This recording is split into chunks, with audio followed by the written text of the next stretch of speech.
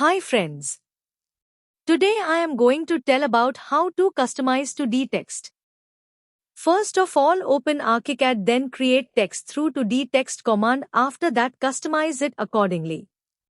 You can more understand in the video.